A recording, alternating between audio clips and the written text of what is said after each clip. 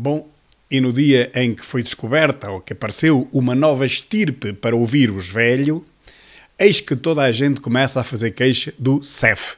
As queixas são em catadupa. Vejamos agora esta. Há novas denúncias de eventuais maus-tratos, desta vez a um imigrante por parte de inspectores do CEF. Falo de um homem cabo-verdiano que diz que foi arrastado e submetido a um golpe de artes marciais, que foi algemado e que foi amarrado pelos pés na sexta-feira à noite no aeroporto de Lisboa. O CEF reconhece que foi de facto necessário recorrer ao uso da força.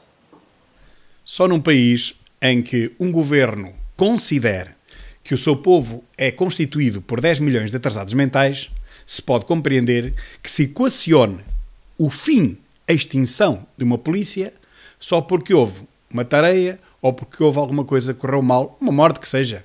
Quantas vezes isto acontece em tantos países desenvolvidos e civilizados no mundo? Muitas e muitas vezes, olha, nos Estados Unidos deve ser quase todos os dias, muitas e muitas vezes o indivíduo que é detido porta-se mal, ou porque está bêbado, ou porque está drogado, ou porque desata a partir, e não acata as ordens. Então o que se faz? Deixa-se partir tudo? Não se faz nada? Deixa-lo andar lá? É que depois ele morre na mesma.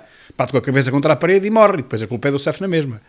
Só num país em que o governo ache que o seu povo é constituído por atrasados mentais é que se pode equacionar uma solução de terminar uma polícia porque houve um caso que correu mal numa esquadra. Os factos terão acontecido na sexta-feira à noite. Um homem de 28 anos, cabo-verdiano, foi transferido do Centro de Instalação Temporária de Faro para o de Lisboa.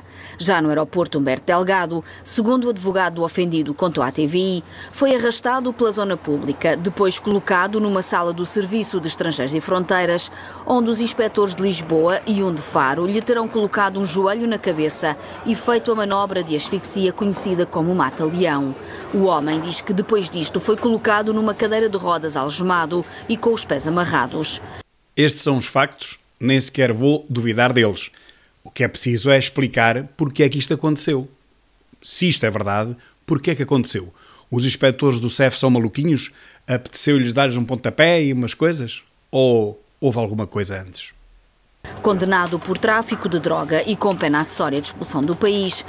Lá está. Para quem não ouviu bem, eu vou voltar atrás. Condenado por tráfico de droga e com pena acessória de expulsão. A expulsão é para expulsar, ou não? Condenado por tráfico de droga e com pena acessória de expulsão do país, Gilson Pereira estava a cumprir a pena no estabelecimento prisional de Sintra. Os elementos do CEF foram buscá-lo à cadeia para ser deportado. O advogado interpôs uma providência cautelar para evitar a expulsão do país e pediu dia 24 de novembro uma audiência. Alega que por ter uma filha menor portuguesa e também mulher portuguesa, a lei não permite a expulsão.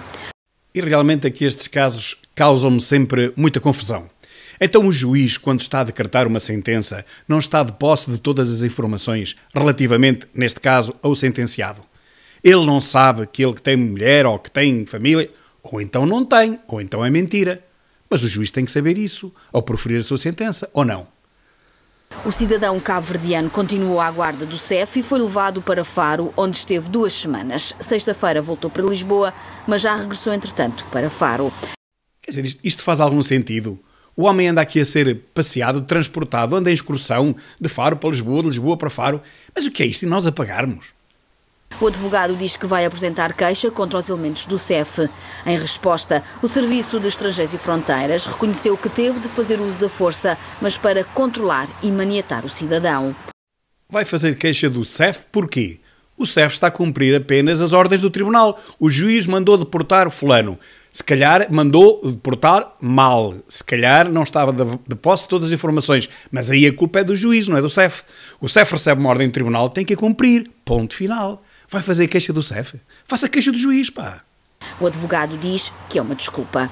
O CEF diz que PSP e Cruz Vermelha estiveram no local e a Inspeção-Geral da Administração Interna já foi informada.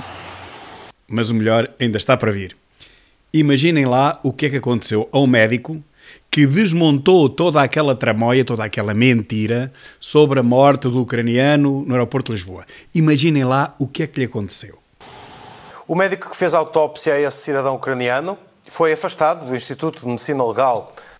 Aposto que vocês pensaram que ele tinha sido condecorado, que tinha sido agraciado, que alguém lhe tinha agradecido por ter desvendado e por ter descoberto toda aquela tramóia. Pois o seu agradecimento foi rua. Carlos Durão foi quem alertou para a evidência de alegado crime no caso Ior Omeniuk. No entanto, à TV, este médico diz que não há qualquer relação entre a autópsia feita e a sua saída do Instituto de Medicina Legal. O Instituto confirma que cessou o contrato com o médico a 26 do mês passado, porque ele publicou um estudo científico no qual não protegeu a identidade do cadáver, violando assim o regulamento interno. Ora, estão a ver como é que as coisas se resolvem a contento de ambas as partes. O homem levou um chuto, mas não foi por causa disso, não pensem lá. Não. Foi porque ele, como é doidinho, fez um estudo e pôs a fotografia do cadáver neste estudo. É um rapazito novo, deve ter pai 10 anos, 12 anos, e não sabia que não se podia fazer isto. Um médico reputado destes ia cometer um erro daqueles. Toda a gente acredita nisso, não é? Nós, os 10 milhões de atrasados mentais, segundo Costa.